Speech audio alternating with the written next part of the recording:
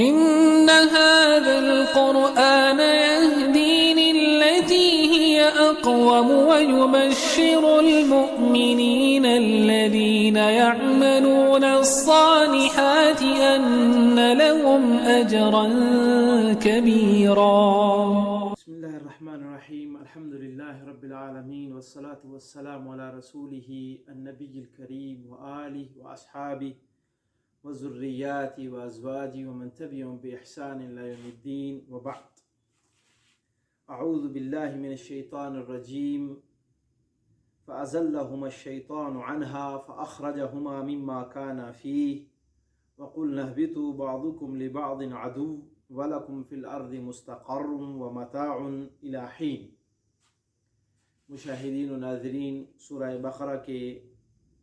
سلسلہ تفسیر کے اندر آج آیت نمبر 36 سے 40 تک کا انشاءاللہ تعالی ترجمہ اور مختصر تفسیر آپ سماعت فرمائیں گے۔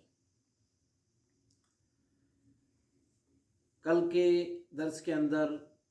ہم نے اس بات کو جانا تھا کہ اللہ رب العالمین احکم الحاکمین نے اس بشریت کو، ابو البشر آدم علیہ السلام کو 3 بڑے انعامات، تکریم اور عزت افزائی کے لیے 3 چیزوں کو کیا۔ سب سے پہلے جو چیز تھی وہ یہ کہ اس کو علم سے نوازا، فرشتوں پر علم کے ذریعے بتایا کہ یہ جس کو میں نے پیدا کیا ہے، یہ خلقت، یہ بشر، یہ انسان علم سے ممتاز ہے۔ اور دوسری ایک بڑی نفیس بات قال انی اعلم ما لا تعلمون کے اندر مفسرین نے کہی کہ کیونکہ فرشتوں نے اپنے زہد و تقوی، اپنی عبادت کے بارے میں کہہ ہی دیا تھا کہ ہم اس کے لیے کافی ہیں، تو اللہ رب العالمین کے اس قول کی تفسیر مفسرین کرتے ہوئے کہتے ہیں کہ ایسا نہیں کہ ان میں نیک لوگ نہیں ہوں گے، تسبیح بیان کرنے والے نہیں ہوں گے، زہاد نہیں ہوں گے، بلکہ ان میں بھی انبیاء، متقین، شہداء، صالحین، اور میں نے چند باتیں کہی تھیں۔ اس کے بعد اس کی تکریم کے لیے سجدہ تکریمی بھی کروایا اور اس طرح اس کو اور معزز کیا۔ اور پھر تیسری جو اس کے تکریم اور اعزاز کے لیے جو اللہ رب العالمین احکم الحاکمین نے فرمان فرمایا کہ اس کا مسکن جو ہے جنت رکھا، اور جنت کے اندر خوب اس کو آزاد رکھا، اور وہاں پر ایک شجر ممنوعہ قرار دیا کہ یہ درخت اس کو آپ نے نہیں چھونا ہے، اس سے فیضیاب نہیں ہونا ہے، کھانا نہیں ہے، پینا نہیں ہے، کچھ بھی نہیں کرنا ہے۔ یہاں تک بات ہوئی تھی، اور اس کے بعد اس بات پر بھی گفتگو ہوئی تھی کہ شیطان نے سجدے سے انکار کیا تھا اور تکبر کی وجہ سے کیا، عقل کو اللہ کے حکموں کے اوپر ترجیح دی، نتیجہ ضلالت، گمراہی، رسوائی اور ہمیشہ ہمیشہ کے لیے ہلاکت اس کا ٹھہرا اور اس کا مقدر بن گیا۔ آج اس آیت پر گفتگو کر رہے ہیں، آیت نمبر 36 میں، جس میں اللہ رب العالمین فرما رہے ہیں، جس کا ترجمہ یہ ہے فَأَزَلَّهُمَا الشَّيْطَانُ عَنْهَا، لیکن شیطان نے ان کو بہکا کر وہاں سے نکال دیا۔ ازل یذل منے بہکانا۔ پیارے نبی علیہ السلام کی ایک عظیم دعا، محترم مشاہدین و ناظرین، جب سورج صبح روشن ہو، چڑھ جائے، تو پیارے نبی علیہ السلام آسمان کی طرف نگاہیں کر کے ایک دعا کیا کرتے تھے، اللہم انی اعوذ بک من ان اضل او ضل او ازل او ازل او اظلم او اظلم او اجہل او یجہل علی۔ وہاں پر اس معنی کا مفہوم اور اس معنی کا ترجمہ میرے اور آپ کے لیے زیادہ واضح ہو جاتا ہے، اس لیے میں نے آپ کے سامنے یہ دعا پیش کی ہے کہ شیطان نے ان کو بہکا دیا، وہاں سے نکلا دیا۔ یہ ازل یذل کا معنی ذال سے جو معنی ہوتا ہے وہ گمراہی کے معنی میں، ذلیل کے معنی میں ہو جاتا ہے، رسوا کے معنی میں، اور یہ بہکانے کے معنی میں ہو جاتا ہے۔ پیارے نبی علیہ السلام کی دعا کا یہ معنی ہے، الہی میں تیری پناہ میں آتا ہوں، حفاظت میں آتا ہوں کہ میں کسی کو گمراہ کروں یا کوئی مجھے کرے، میں کسی کو بہکاؤں یا کوئی مجھے بہکا دے، میں کسی پر ظلم کروں یا کوئی مجھ پر کرے، اور میں کسی کے ساتھ جہالت کا معاملہ کروں یا کوئی میرے ساتھ کرے۔ عظیم دعا ہے، اس کو یاد کیجئے۔ اور ازل کا معنی مزید آپ کے سامنے میں نے رکھا اور آپ کو سمجھ میں آ گیا ہوگا۔ شیطان نے ان کو بہکا دیا اور فَأَخْرَجَهُمَا مِمَّا كَانَ فِيهِ، اور ان دونوں کو جنت سے نکلوا دیا ان تمام نعمتوں سے کہ جس میں وہ تھے اور جن نعمتوں میں وہ جی رہے تھے۔ وقلنا، اور ہم نے کہا، اہبطوا بعضکم لبعض عدو، ہم نے کہا آپ یہاں سے چلے جاؤ، آپ بعض کے بعض دشمن ہو، ایک دوسرے کے دشمن ہو۔ وَلَكُمْ فِي الْأَرْضِ مُسْتَقَرٌّ، اب آپ کا ٹھکانہ زمین ہے۔ وَمَتَاعٌ إِلَىٰ حِينٍ، اور کچھ مدت تک کے لیے فائدہ اٹھانے کی جگہ ہے۔ تھوڑی سی تفصیل یہاں پر آپ کے سامنے رکھنے جا رہا ہوں، امید کہ آپ بڑا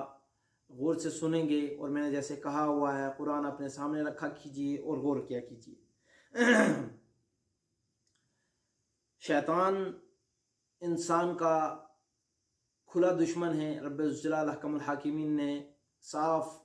طور پر بارہا اور متعدد مقامات پر یہ اعلان کیا ہے اور قرآن میں بارہا بیان کیا ہے، ان الشیطان لکم عدو فاتخذوہ عدوا، شیطان تمہارا دشمن ہے، تم اس کو دشمن ہی سمجھو، اس کو کبھی بھی مصلح نہ سمجھو، اس کو کبھی وفادار نہ سمجھو، کبھی خیر خواہ نہ سمجھو۔ شیطان انسان کے لیے کھلا دشمن ہے اور وہ ہمیشہ بہکانے کے لیے، رائے حق سے بھٹکانے کی کوششیں کرتا ہے۔ اس نے شروع دن سے آدم علیہ السلام کے پیچھے اس نے قسم کھا لی کہ میں ان کو گمراہ کروں گا اور میں ان کو رسوا کروں گا اور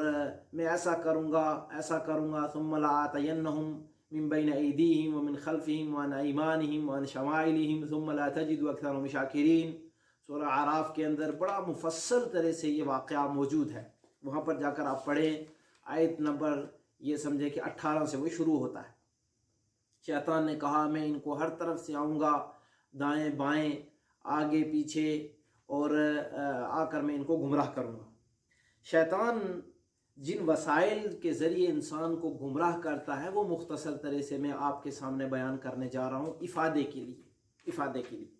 سب سے پہلے جو شیطان گمراہ کرتا ہے وہ اس کے پاس جو وسیلہ ہے اور اس کے پاس جو طاقت ہے اور اس کے پاس جو ہتھیار ہے وہ ہے وسوسہ دیتا ہے۔ رب الجلال نے دوسرے مقام پر سورہ اعراف میں آیت نمبر 20 جہاں سے شروع ہوتی ہے، اللہ رب العالمین فرماتے فوسوس لهما الشیطان لیبدی لهما ما وري عنهما من سوآتهما، شیطان نے ان کو وسوسہ دلایا اس کام کا کہ یہ اس درخت، یہ جو شجر ممنوع ہے، اس کو جا کر چھوئیں، اس سے فائدہ اٹھانے کی کوشش کریں، ان کو منع کیا ہوا ہے، اور لہٰذا پہلے دل کے اندر اس بات کو جگایا کہ یہ کام کرنا چاہیے۔ شیطان دو طرح سے وسوسے دیتا ہے، ایک ایسا وسوسہ دیتا ہے کہ برائی کی طرف راغب کرتا ہے، اور دوسرا وسوسہ اس کا یہ رہتا ہے کہ کوئی آدمی اچھائی کرنے لگے تو کس طرح یہ اچھائی نہ کر پائے، کیا بہانہ اس کے دل میں ڈالا جائے، کیا وسوسہ ڈالا جائے، فلاں کام ضروری ہے وہ کر لیتا ہوں تو یہ کروں گا، فلاں وقت میں کر لوں گا، ابھی رہنے دیتا ہوں، اب وہ وقت آئے یا نہ آئے یہ مجھے اور آپ کو کیا پتہ ہے۔ ایسے وسوسے دے کر وہ خیر سے بھی انسان کو کیا کرتا ہے، دور رکھتا ہے۔ سورہ ناس میں بھی اللہ تعالیٰ نے یہی فرمایا ہے جس کو ہم تلاوت کرتے ہیں، لہٰذا شیطان سے کے وسوسوں سے بچنے کے لیے یہ عظیم دعا ہے معوذتین میں، اور قل اعوذ برب الناس کا وظیفہ کیا کیجیے۔ یہ پہلا حربہ ہے اس کا اور پہلا وسیلہ ہے۔ دوسرا جو ہے وہ امیدیں دلاتا ہے، کل پرسوں بعد میں، کل توبہ کریں گے پھر کر لیں گے، آگے سمجھنی، وعدے کرتا ہے اور امیدیں دلاتا ہے۔ یعدہم ویمنیہم وما یعدہم الشیطان الا غرورا، سورہ نساء میں اللہ رب العالمین فرماتے ہیں شیطان کا ایک یہ حربہ رہتا ہے کہ وہ لوگوں کو وعدے دلاتا ہے، اور شیطان کا وعدہ جھوٹا ہوتا ہے اور اللہ رب العالمین کا وعدہ سچا ہے۔ لہذا اللہ کی باتوں پر یقین کیجئے اور عمل کیجئے، شیطان کی باتوں پر مت عمل کیجئے، گرچہ وہ کتنے وعدے دلا دے آپ کو، ایک بات، اور اس کی بات جو تمنائیں دلانا کل اور پرسوں، اس پر کبھی مت جائیے، فوری کر ڈالیے۔ اسی لیے اللہ تعالیٰ نے نمازوں کا جب حکم دیا تو ان الصلاۃ کانت علی المؤمنین کتابا موقوتا، کہ مومنوں کی نماز وقتوں پر رہتی ہے۔ اسی لیے شریعت مطہرہ نے اغتنم خمسا قبل خمس، نبی علیہ السلام نے فرمایا 5 چیزوں کو 5 چیزوں سے پہلے غنیمت سمجھ لیجئے، اور کبھی کل پر بات مت چھوڑیے، اور اگر کوئی چھوڑنے والی ہو اس کو انشاءاللہ کہہ کر چھوڑیے، اور اگر اللہ کا حکم ہے فوری کرنے کا فوری کر ڈالیے، اس میں دیر مت کیجیے۔ جی ہاں، یہ دوسرا اس کا طریقہ رہتا ہے۔ اور جان لیجئے کہ وعدے دلانا اور امیدیں دلانا یہ شیطان کا کام ہے۔ تیسرا جو شیطان لوگوں کو راہ حق سے دور رکھنے کا جو حربہ ہے اس کے پاس، وہ یہ ہے کہ وہ نشے میں مبتلا کرتا ہے۔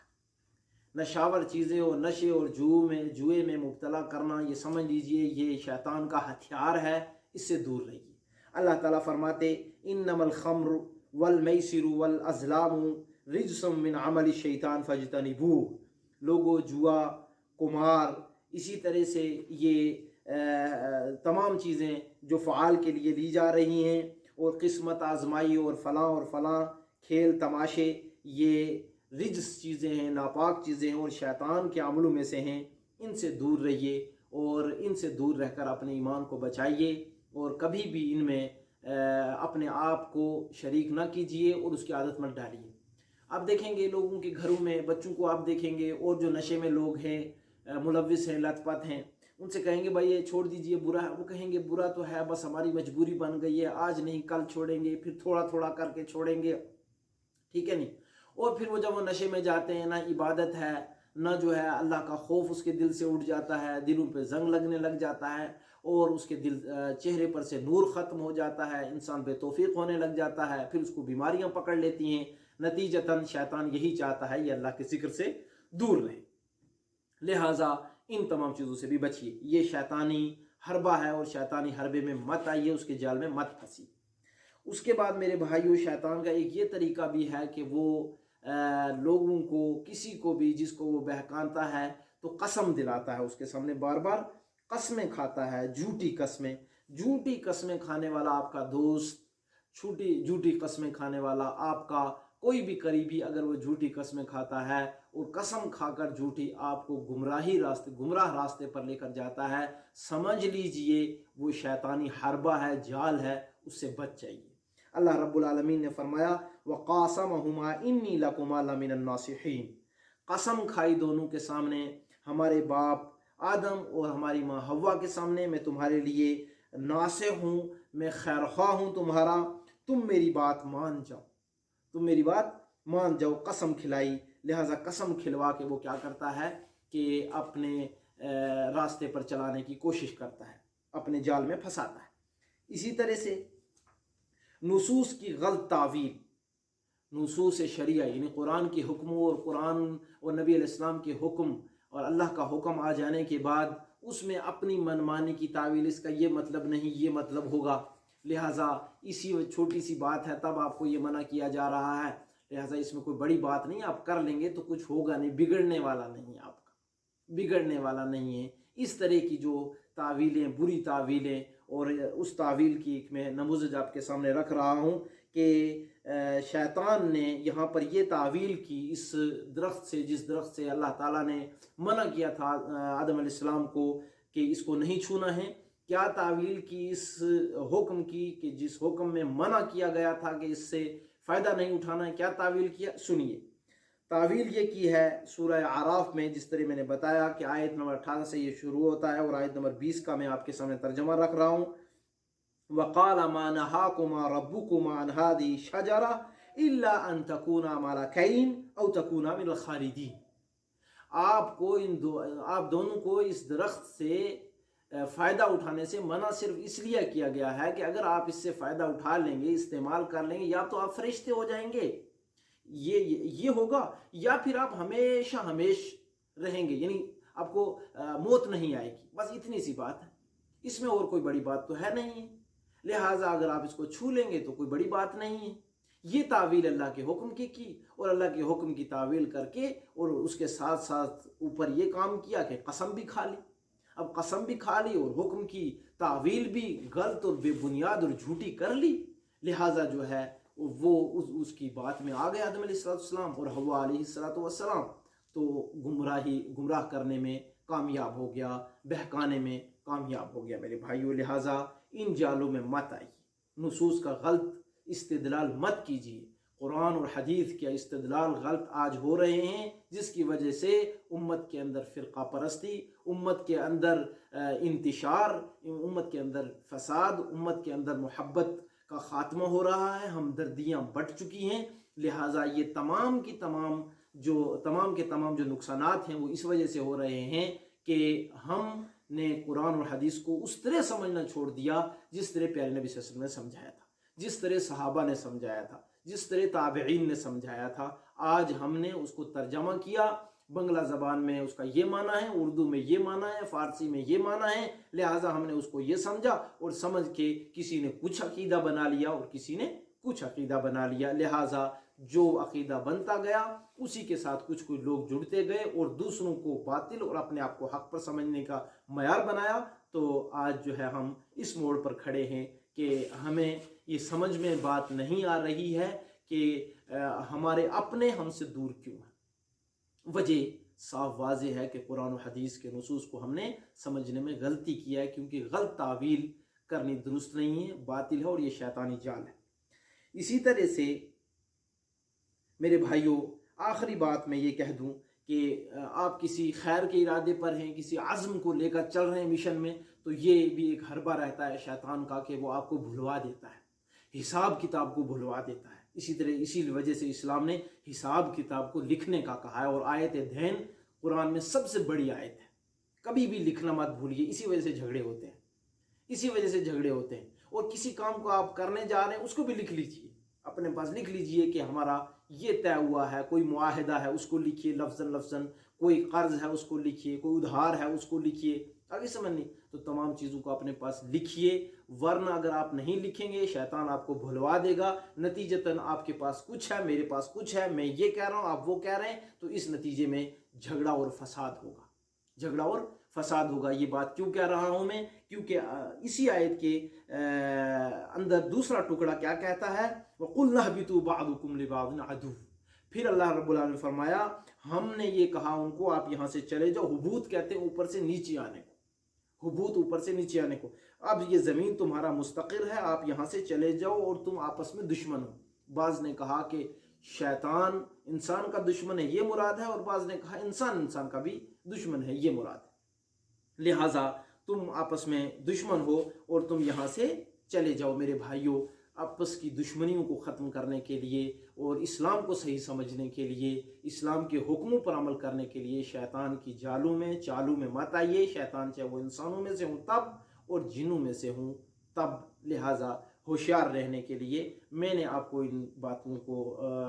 کو میں نے آپ کے سامنے رکھا ہے۔ مزید انشاءاللہ تعالیٰ کبھی وقت ملا تو میں مفصل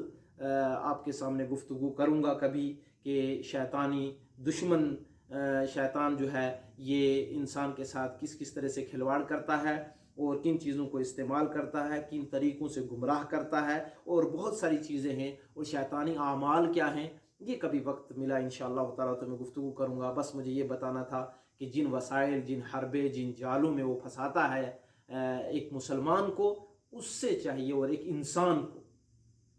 انسان کو خصوصی عمومی طور پہ اور مسلمان کو خصوصی طور پہ، لہٰذا ان تمام حربوں سے ہم اور آپ بچنے کی کوشش کریں، اور بچنے کے لیے ضروری ہے کہ ہم ان تمام چیزوں سے آگاہ رہیں جو شیطانی اعمال ہیں۔ اس لیے میں نے آپ کے سامنے ذکر کیا۔ فتلقى، اس کے بعد دوسری آیت پر آتے ہیں، فتلقى آدم من ربه کلمات فتاب علیہ انہ هو التواب الرحیم۔ اب جب اللہ رب العالمین نے جنت سے آدم علیہ السلام کو نکال دیا، بہت پیارے پیغمبر آدم علیہ السلام، میں نے پہلے ہی کہا تھا عملی گوشوں میں کہ آپ ضرور جا کر ان کا واقعہ پڑھنا، آدم علیہ السلام کی زندگی کو پڑھنا۔ میں آپ کو بتاؤں اتنے ہمدرد، اور ایک واقعے میں جو ابی بن کعب رضی اللہ تعالیٰ عنہ کی روایت ہے کہ جب اللہ تعالیٰ نے مخلوقات کو پیدا کیا، آدم علیہ السلام کو ایک بڑی جگہ پر لے کے رکھا اور دائیں اور بائیں پوری آنے والے قیامت تک پوری اولاد ان کو دکھائی، اور دکھانے کے بعد آدم علیہ السلام نے دائیں دیکھا تو خوش ہوئے اور بائیں دیکھا تو افسردہ اور غمگین ہوئے۔ بعض چہروں کو دیکھا تو بڑے پرنور چہرے تھے، اور ان چہروں کی نشاندہی ہوئی یہ مومنین ہوں گے، یہ انبیاء ہوں گے، یہ صالحین ہوں گے، اور دائیں جانے والے لوگ یہ جنتی ہوں گے، اور بائیں جانے والے لوگ ایسے ہیں یہ جو نافرمان ہوں گے۔ لہٰذا آدم علیہ السلام کی جو ایک باپ کی محبت اور ایک باپ کی شفقت ہے وہ بالکل جھاگ گئی، اور ابی بن کعب رضی اللہ تعالیٰ کی روایت میں نبی علیہ السلام نے فرمایا کہ آدم علیہ السلام نے برجستہ یہ اللہ تعالیٰ سے گزارش کی یا ربی لولا سویت بین عبادک، اے میرے اللہ کیوں نہیں اس میری اولاد کو سب کو برابر کر دیتا، اب کوئی کالا، کوئی گورا، کوئی چھوٹا، کوئی بڑا، کوئی کسی، کوئی کیسا، سب کو برابر کر دے، تمام کو نعمتوں میں، تمام مالدار، تمام خوبصورت، تمام جنتی، تمام خوش رہنے والے، تمام پوری نعمتوں میں، پوری دنیا اور آخرت کی تمام نعمتیں جو ہے تاکہ ملیں اور سب برابر ہوں۔ تو اللہ رب العالمین نے جواب دیتے ہوئے آدم علیہ السلام کو کہا تھا، یا آدم احببت ان اشکر، آدم میں یہ چاہتا ہوں کہ مجھے بھی لوگ یاد کریں اور میرا بھی شکر ادا کریں۔ کسی کو میں کوئی نعمت دیتا ہوں، کسی کو میں کوئی دیتا ہوں، کسی کو کچھ دے کر خوش کرتا ہوں، کسی کو کچھ دے کر خوش کرتا ہوں، تاکہ مجھے یاد کرنے والے یہ رہیں اور میری یادداشت ان میں باقی رہے۔ اللہ کی عبادت یاد ہے میرے بھائیوں، اس کا ذکر اس کی یاد ہے، اس کے سامنے سجدے یاد ہیں اس کی میں، اور اس کے سامنے جھکنا، رکوع اور سجود یہ اس کی یاد میں۔ اللہ رب العالمین کی عبادات یہ تمام کی تمام اس چیز کا تقاضا کرتی ہیں کہ بندہ مومن اس کو یاد کر رہا ہے، اس کی عبادت کر رہا ہے، اس کو بھولا نہیں ہے، اس کی رحمت کی امید لگائے ہوئے ہے، اس کی جنت کی تمام میں ہیں، اس کے عذاب سے اور ناراضگی سے ڈر رہا ہے، اور لہٰذا وہ پروردگار ہے، وہ پالنے والا، اس کا یہ حق ہے کہ وہ واقعتاً محنتوں کے اوپر لا کر سب کو وہ دے جو اس نے وہ محنت کی ہے۔ میں سمجھتا ہوں کہ آج کا درس میں یہیں پر ختم کر رہا ہوں۔ 2 ہی آیتیں ہوئی ہیں، کیونکہ تھوڑی سی ایسی چیزیں تھیں جو آج امت کو ضرورت ہے، بہن بھائیوں کو، بچوں کو، میں نے اس میں آپ سے مفصل گفتگو کی ہے۔ اللہ تعالیٰ مجھے اور آپ کو عمل کرنے کی توفیق بخشے، اور عملی گوشوں میں سب سے پہلے شیطان کو جا کر پڑھیے کہ شیطان کس طرح سے انسان کو گمراہ کرتا ہے، یہ پہلا عملی گوشہ ہے۔ اور دوسرا یہ ہے کہ ہم اور آپ آدم علیہ السلام کی توبہ کے واقعے کو جا کر پڑھیں۔ میں کل انشاءاللہ تعالیٰ اس پہ گفتگو کروں گا۔ اقول ما تسمعون وصلی اللہ علی نبی الکریم، سبحانک اللہم وبحمدک، اشہد ان لا الہ الا انت، استغفرک واتوب الیک۔ السلام علیکم ورحمۃ اللہ وبرکاتہ۔